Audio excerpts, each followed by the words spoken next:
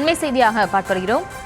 திருப்புவனம் கோவில் காவலாளி அஜித்குமார் கொலை வழக்கு தொடர்பாக புதிய வீடியோ ஒன்று வெளியாகியிருக்கிறது. போலீசார் அவருக்கு கட்ட பஞ்சாயத்து செய்ததாக தகவல் ஒன்று கிடைக்கப்பட்டிருக்கிறது. அந்த அண்மை செய்தியை பார்த்து வருகிறோம். அஜித்குமார் உடலை வாங்க மறுத்து வந்த சமயத்தில் காவல்துறை அவரது உறவினர்களை அழைத்து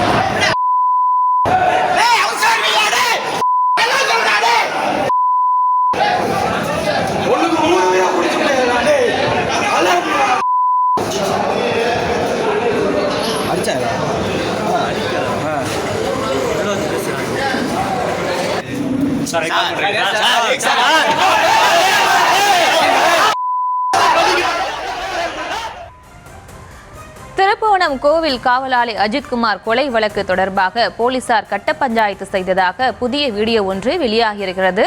இது தொடர்பான விவரங்களோடு இணைகிறார் எமது செய்தியாளர் லதா. லதா, வணக்கம். இந்த வீடியோவில் என்னென்ன விஷயங்கள் பதிவாயிருக்கு, அது தொடர்பான விவரம்? வணக்கம்.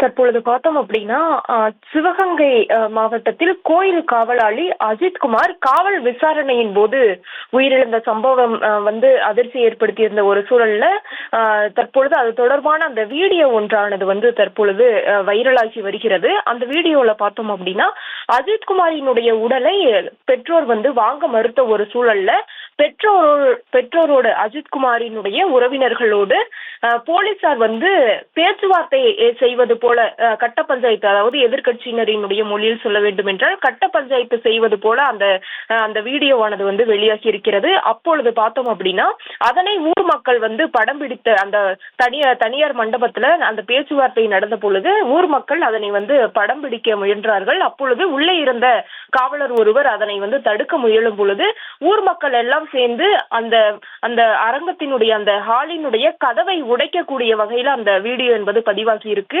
இதனை குறிப்பிட்டு அதிமுக தரப்பில் திமுகவுக்கு கண்டனம் தெரிவிக்கக்கூடிய வகையில ஒரு பதிவையும் கூட வெளியிட்டு இருக்கிறார்கள்.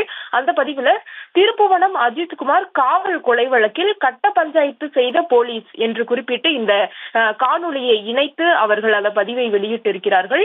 அஜித்குமார் உடலை வாங்க மறுத்து வந்த சமயத்தில் காவல்துறை அவரது உறவினர்களை மண்டபத்தில் வைத்து பணம் தருகிறோம், போராட வேண்டாம் என கட்ட பஞ்சாயத்து செய்ததை ஊர் மக்கள் படம் பிடித்த போது காவல்துறையினர் தடுக்க முயன்றதால் பிரச்சனை ஏற்பட்டது என்றும் அவர்கள் குறிப்பிட்டிருக்கிறார்கள்.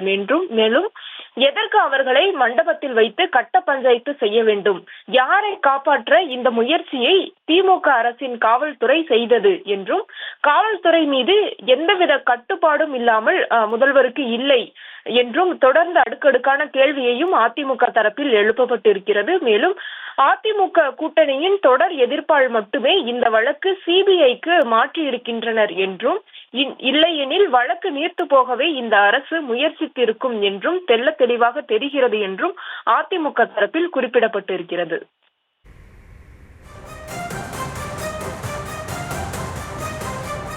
விவரங்களுக்கு நன்றி லதா.